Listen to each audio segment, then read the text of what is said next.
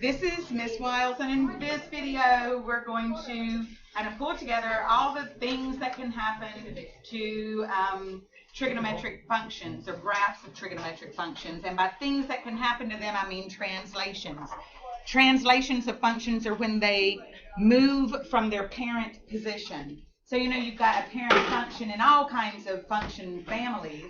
And for sinusoidal functions, that's what they're called, sinusoidal functions. I may not be sounding or pronouncing it correctly, but that's what it looks like to me. It looks like sinus and oidal. Sinusoidal functions, even though some of them are cosinusoidal. Yeah, that's not a good word. But they group them all together and say that they're the sinusoidal family. And that family of functions, you know, you can have y equals sine of x, that's one of the parent functions, or y equals cosine of x. Now from there, these translations happen by adding different numbers or numerical values to it. And just as kind of a fill in the blank kind of thing, I'm going to label those places where you can put numbers with variables, and we're going to say y equals, or let's use function notation, use f of x. F of x instead of y equals a sine x, sine of parentheses bx plus c and plus d. Just going to use those because that's where you might find some other values so that you know that something has been done to the parent function. And then, of course, that sign could change to cosine. Those are interchangeable based on the translations. Well, if you see a number in this spot, we'll use the green for the a. The absolute value of that a is the amplitude of the function. And this happens every single time that the function is in this format. Then you move on to b. So what does b tell us? b tells us the period. It tells us the period using the formula 2 pi over the absolute value of b. Because where does the 2 pi come from? The period of the parent function. The parent function has a period of 2 pi, and so we divide that by b, or the absolute value of b, to see just how either squished or stretched out that period is. And then there's another formula here that you can remember, and it's the reciprocal of the period is the frequency. You just flip it one way or the other. If the period ends up being 3 pi over 2, then the frequency is 2 over 3 pi. Then we have d. You haven't seen that value yet. That value is one of the easiest ones. It's a vertical shift. Just like in a quadratic function or any other, if you have a plus something or minus something on the end of the function, it is the vertical shift. And if it's plus, that means it's shifting up. And if it's minus, that means the graph will shift down. Because in the parent function, the midline is the x-axis. If the graph shifts up or down, that new value is the midline of the function and can help you find the amplitude if you're looking at it. So, for example, if I had plus 7 on the end of a sinusoidal function, that means that the function is going to shift up from the x-axis to the y equals 7. And y equals 7 is going to become my midline. And at y equals 7, up here with the 7, that's where my function is going to start. And then finally, the phase shift. The phase shift is probably the most difficult one for the sinusoidal function because it doesn't just take one variable, one value here to figure out what's going on. Now, sometimes it does. If C is just there and there is no B and B is 1 or something, then it's pretty easy. But it's basically telling you where it shifts horizontally. So you can find that by using the formula negative C over B. It reminds me of the quadratic function Because, for example, if we're talking about phase shift and horizontal shift here, let me go to a new page and I'll come back to this. But in the quadratic function, these kinds of shifts happen here too.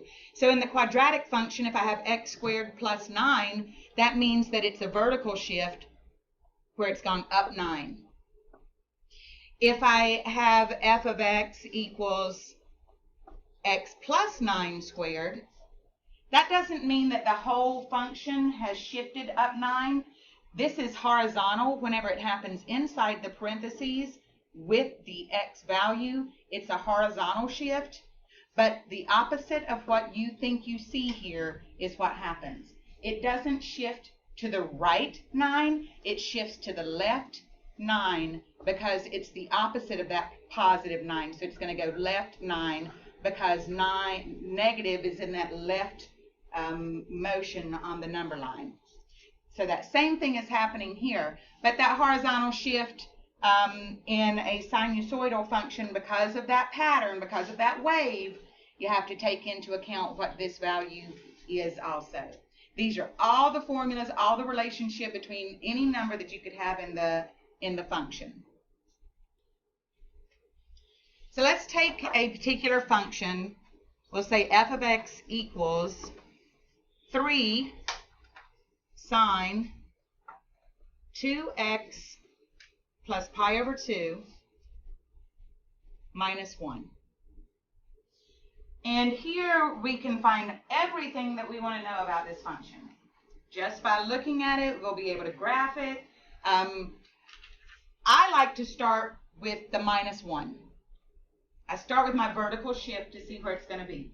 Because normally my graph is going to be kind of it's going to center itself on the x-axis, but this value, this minus 1, this d, is going to tell me whether it's going to shift up or down.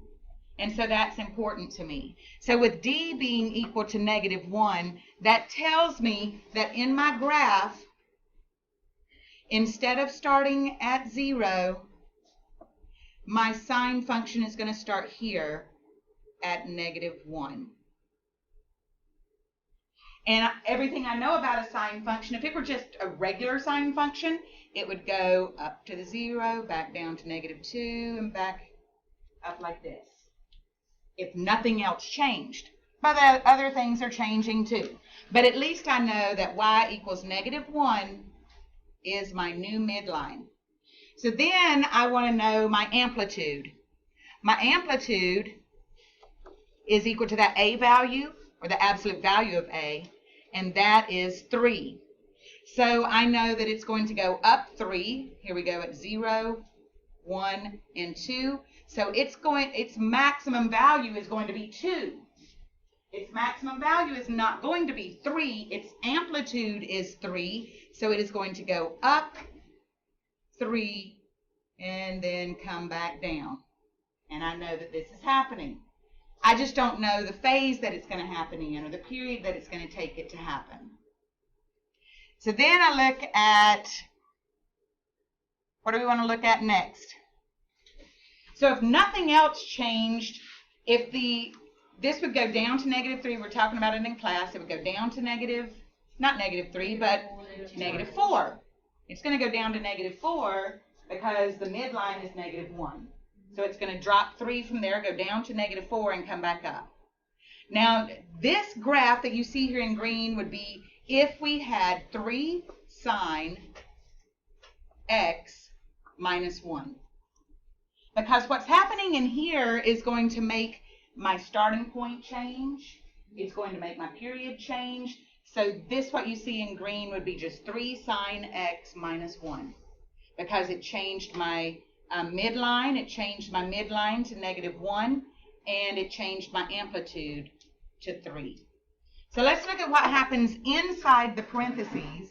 Inside the parentheses, you have your period.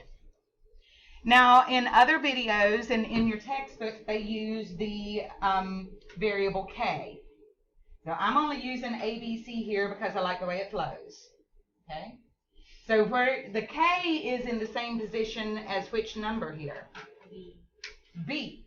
So K is the same thing as B. Our period is going to be equal to 2 pi over the absolute value of B. And so we have 2 pi over 2, and our period is pi. Our phase shift tells us if it's going to be in the same position, if it's going to have that same starting position.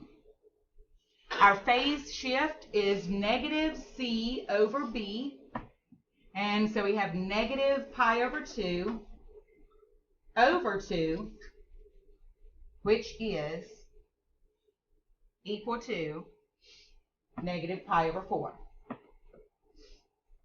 So what happens to the function whenever we look at everything that we see here, the 3 sine 2x plus pi over 2 minus 1, what happens to the green function here is that the period is smaller. So instead of being spread out from 0 here, which, by the way, you should label your x-axis. Of course, you don't have to label 0, but we know that this value is pi over 2. No, I'm sorry, that value is pi. This value is pi. This value is pi over 2. This value, yeah, it's messy, isn't it? 3 pi over 2. And this value is 2 pi. So what happens in the new function is that the period is now pi. So we're going to go from 0 to pi. And that's going to happen. The phase shift is negative pi over 4. Now, that means that instead of the sign starting at 0, it's going to start at negative pi over 4. And every one of those critical points that you're so used to are going to shift themselves based on that. So it's going to start at negative pi over 4. The whole thing is going to be done. And when I say the whole thing, that whole repetition, that whole wave, the whole head up to the maximum, go down to the minimum, and come back up, all of that is going to happen in 1 pi. So we can go from negative pi over 4 up to 0 to pi over 4 to pi over 2. Let's give ourselves some more space. And then up to 3 pi over 2. It's going up by 1/4 pi every time. And when it gets back to 3 pi over 2, it is done.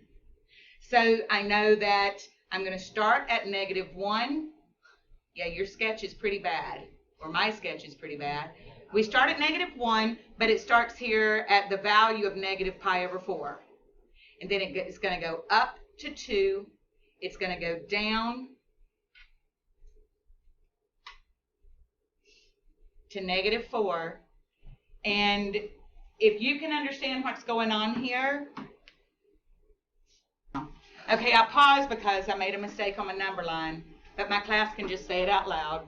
It's a whole lot easier when you're sitting down doing this and nobody's in front of you and all that stuff, because then I can just stop and go back. So 3 pi over 4, because it's going to finish before we get to the pi. If we had started at 0 and there wasn't a phase shift, then it would go from 0 to pi. But because the phase shift is at negative pi over 4, it has to start there. And so it goes from the negative pi over 4, goes up to 2, it comes back down. It goes, boy, that's not to scale, is it? It's not to scale at all, but that's what it looks like.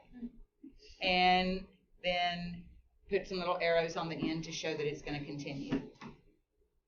The important thing that you get from here is not that you are maybe you're a Picasso at the graphing like I am, but if you're very good at it, more power to you. But to be able to recognize it and to be able to find those values and understand what's happening to the graph whenever you see these.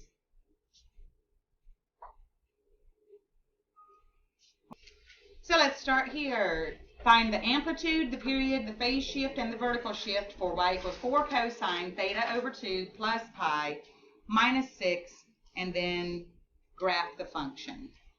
Now, graphing the function, don't spend a whole lot of time agonizing over it, because you can, when you practice on IXL, they have a graph there, and you put the point and you play with it, and it goes, it looks very nice. Very nice little program there. But you can also use your calculator to actually graph a function. So don't feel like you have to be on your own for this, but you should at least know what you're looking for. Let's pause here while you do that. Raise your hand if we need to. So the amplitude is 4, the period is 2 pi over 1/2, which is 4 pi.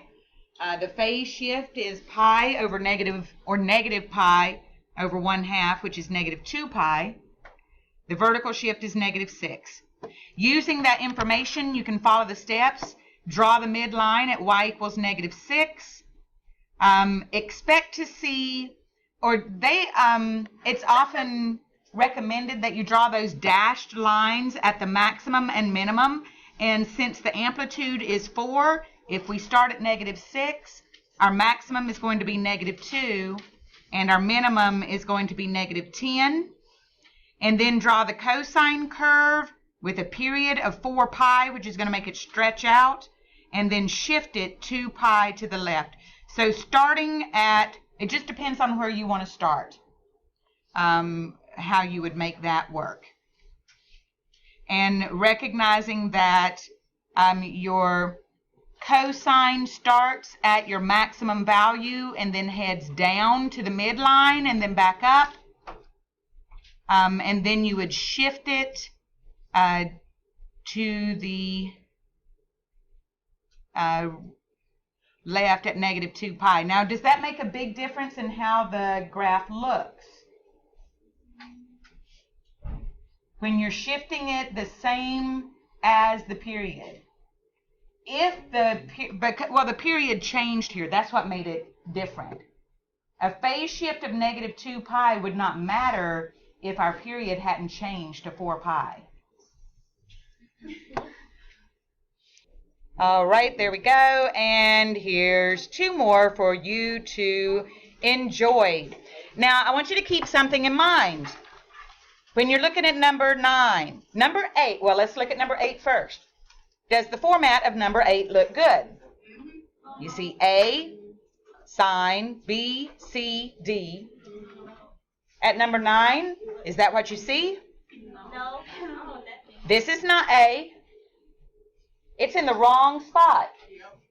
Move it to the right spot, and it's going to be a plus 3, and it's actually the value for D. Your A is negative 1/2. Keep in mind that you might have to rearrange some things.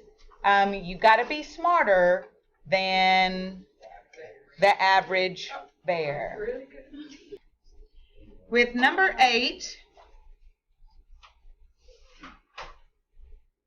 the amplitude was 2. The period is 2 pi over B, which is 2, for a period of pi.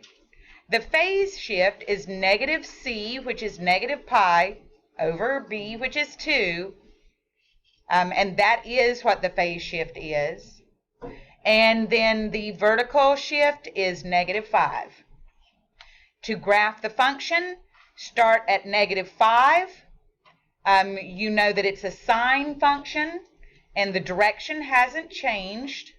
So at 0, to graph this function, just put this in your calculator. Put this in your calculator, play with your window. You know that once you put that in your calculator from the table or the graph, you're going to know that the value of y at x equals 0 is 0.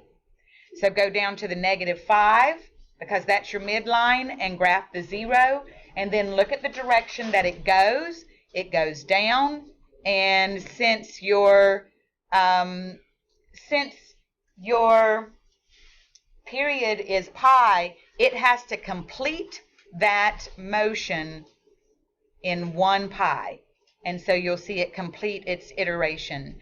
And it does that with the phase shift being negative pi over 2, your maximum is going to be at negative pi over 2. So there are so many different ways to do this. I just want you to play around with that. Use your calculator, do what you need to do. And then number 9. In number 9, rearranging it, A is negative 1/2, B is 1/2, C is negative pi over 4, and D is 3. So you come down and you say, okay, since A is negative 1/2, my amplitude is 1/2. Since B is 1/2, then my period is 2 pi over 1/2, which is 4 pi. So I know that my function is going to stretch out horizontally. And my phase shift is going to be C, which is negative pi over 4. They in this example, it's negative pi over 4, but you could have just taken the opposite of that from the very beginning and said pi over 4 over 1/2, which is pi over 2. And then my amplitude, or not my amplitude, my vertical shift is 3. So starting at 3 with the midline, you can find your critical values. If you were to graph this, you could tell that it's going to be at 3 when it's 3 pi over 2. So that's a value here. And then at 3.5 pi, and then you can just sketch your graph out. Those of you who speak Spanish, is this correct? Somebody say it for me. Y eso es todo lo que tengo que decir al respecto. I can at least roll my R's.